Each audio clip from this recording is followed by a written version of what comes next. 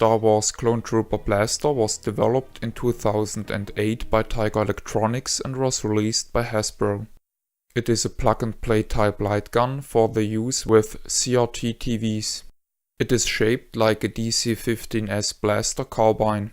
The gun features a pause button, a D-pad and 2 triggers.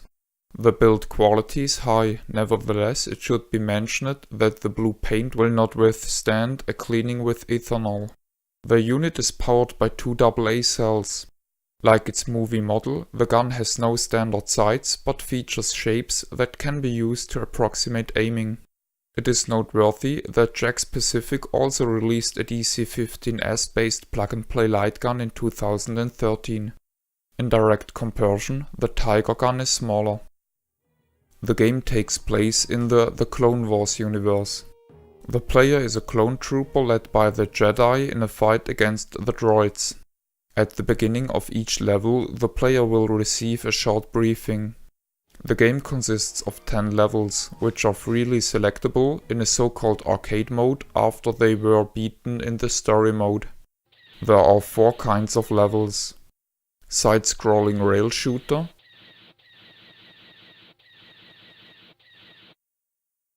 maze levels in which the player chooses the way to go for using the D-pad,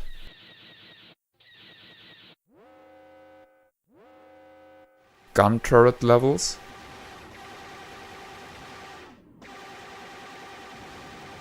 protection missions,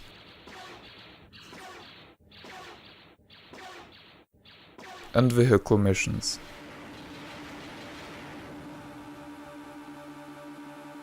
The enemies in the maze levels are not respawning, which increases the fun of exploring and helps orientation.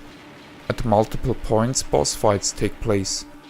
The player has to find the right strategy to defeat them, for example by disabling a certain part of a boss first.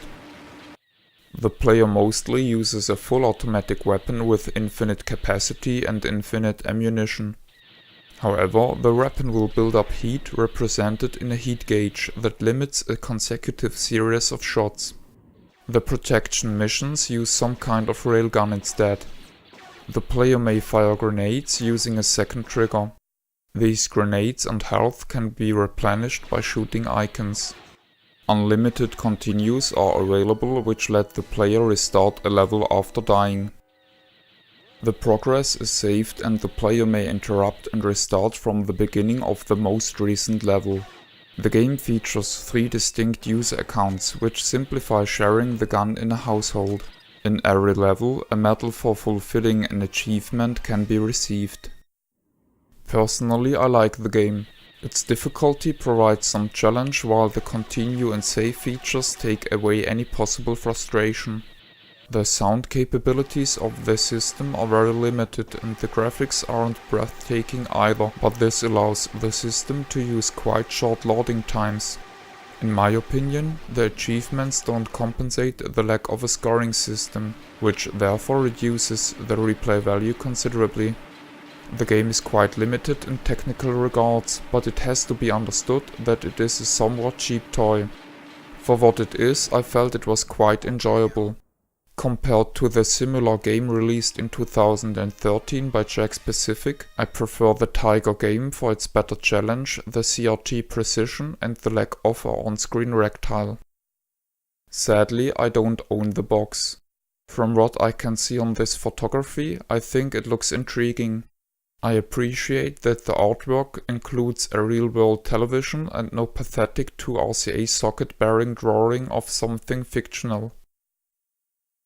This is the end of the review. My name is Ben. I thank you for viewing.